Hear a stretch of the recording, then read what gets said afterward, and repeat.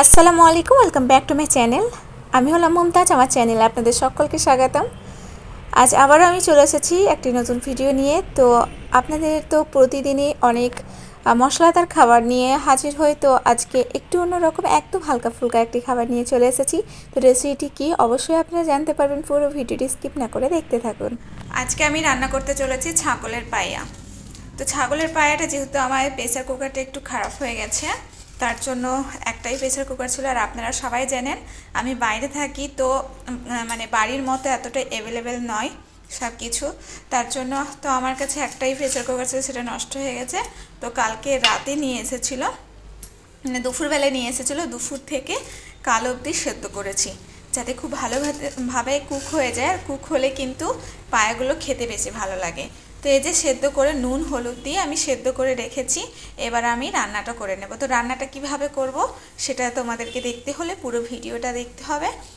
আর ভিডিওটির মধ্যে যদি কোনো একটি অংশ ভালো লেগে যায় তাহলে অবশ্যই লাইক, কমেন্ট, শেয়ার, সাবস্ক্রাইব করে বেল আইকনটি প্রেস করে দেবে, যাতে পরবর্তী ভিডিও নোটিফিকেশন সবার আগে তোমাদের কাছে পৌঁছে যায়। তো চলো আমি রান্নাটা শুরু করি। উপকরণ দিয়ে রান্নাটি হবে। তো এই যে দেখো, আমি এখানে কড়াই মানে পতিলাতে রান্নাটা করব। তো আমি এখানে পতিলা চাপিয়ে দিয়েছি। তো এবার আমি সবার প্রথম যেটা দেব, এই যে দেখো এখানে আছে কিছু খাড়া মশলা, যেমন আছে দারচিনি, এলাইচি, লবঙ্গ আর কালো গোলমরিচ। তো দুটো নিয়েছি। আজ তিনটে, এখানে আপনারা তিনটেও নিতে পারেন। লবঙ্গ মানে দারচিনিগুলো, সরি লবঙ্গ আর এই মানে কালো গোলমরিচ যেটা বলে, তো আপনারা তিনটে চারটে করেও নিতে পারেন। যেহেতু আমার বাচ্চা খাবে তার জন্য আমি কম করে নিয়েছি। তো এবার আমি দিয়ে দেব তেল। এখানে আপনারা বাটারও ইউজ করতে পারেন, বাটার দিয়েও আপনারা রান্নাটা করতে পারেন। তো এখানে আমি তেল ব্যবহার করছি। খুব অল্প পরিমাণ তেলেই আমি রান্নাটা করব, আর খুব মশলা একদমই লাগে না।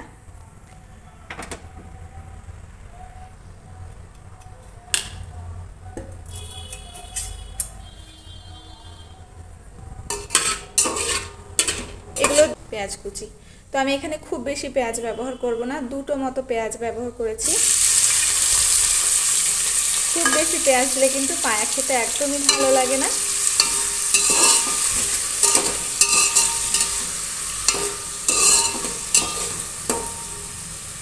পায়া কিন্তু আমাদের শরীরের জন্য অনেক উপকারী। যাদের পায়ের কোনো দুর্বল থাকে তারা কিন্তু এই পায়া যদি পায়া জুস করে খায় তাহলে কিন্তু অনেক উপকার পায়। আর তোমরা সবাই জানো আমার ছোটো বোনের একটু মানে পায়ের প্রবলেম আছে। তো ডক্টরে বলতো যেন মানে খাসির এইরকম পায়ে নিয়ে এসে খেতে। তো আমাদের বাড়িতে প্রায় মানে বানানো হতো।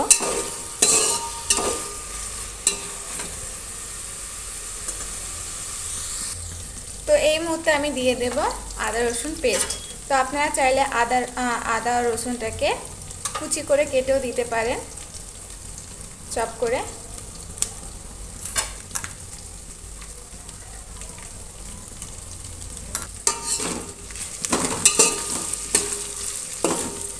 একটা কথা সবসময় মাথায় রাখবেন, পায়া কিন্তু খুব মশলা দিয়ে রান্না করলে কিন্তু একদমই ভালো লাগে না। যদি আপনারা মনে করেন মাংসর মতো করে পায়াটাকে রান্না করব, খুব একটা ভালো লাগে না। যতটা হালকা ফুলকা মশলা দিয়ে যেভাবে রান্নাটা করবেন যতটা মজা লাগবে, ততটা কিন্তু খুব বেশি মশলা দিয়ে রান্না করলে পায়াটা অতটা টেস্ট পাওয়া যায় না, এবং খুব একটা উপকারও পায়াটার মধ্যে থাকে না। তো আদা রসুন পেস্টটা দেওয়ার পর খুব সুন্দর একটা ফ্লেভার বের হয়েছে।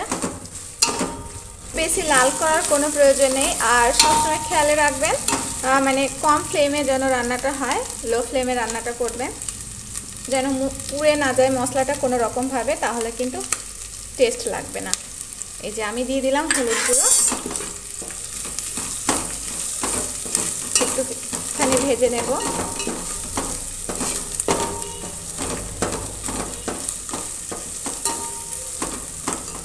এবার দিয়ে দেব আমি পায়াটা। যে পায়াটা আমি সেদ্ধ করে রেখেছিলাম, এটা ছাগলের পায়া, দেখে বুঝতে পারছেন খুব ভালোভাবে পরিষ্কার করে কিন্তু এটা করবেন। এটুকু কষ্ট তো করতেই হবে।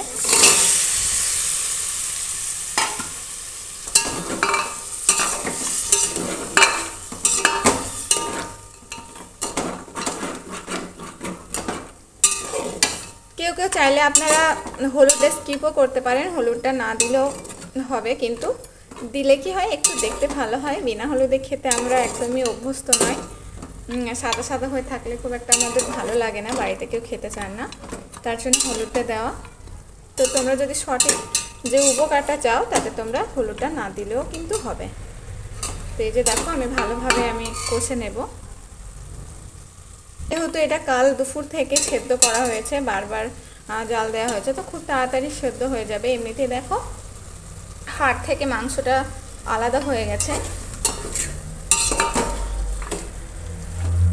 তো আধা ঘন্টা মতো তবুও আমি সেদ্ধ করব, যাতে আরও খুব ভালোভাবে কুকটা হয়ে যায়, আর খুব ভালোভাবে আমি এখানে কষে নেব।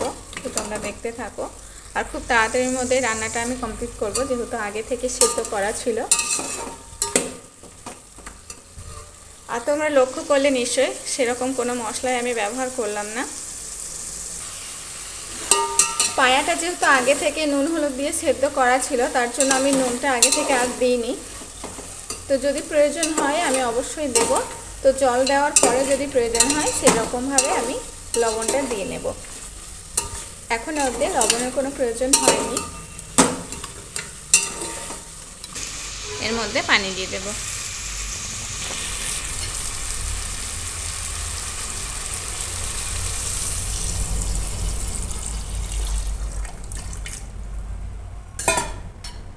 বড় গ্লাসের 1 গ্লাস মতো পানি এখানে আমি দিয়েছি আপাতত, আপনারা আপনাদের মতো করে দিয়ে নেবেন।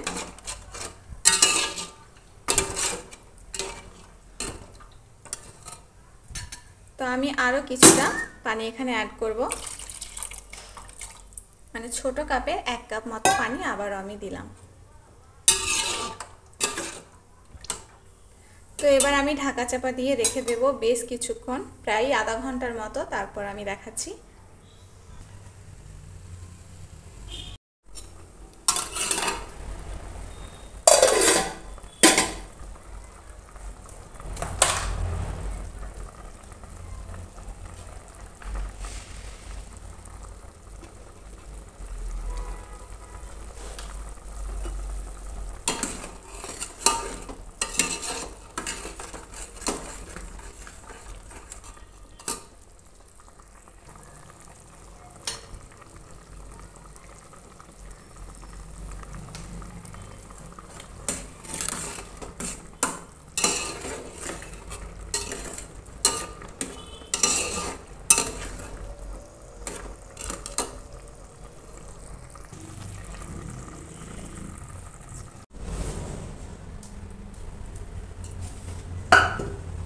এই যে ফাইনালি রান্নাটা কমপ্লিট হয়ে গেছে। একদম অসুস্থ যে রুগীরা থাকে তাদের জন্য স্পেশালিস্ট এই মানে পায়া রান্নাটা অনেক উপকারে আসবে। তোমরা এভাবে বাড়িতে বানিয়ে খেও।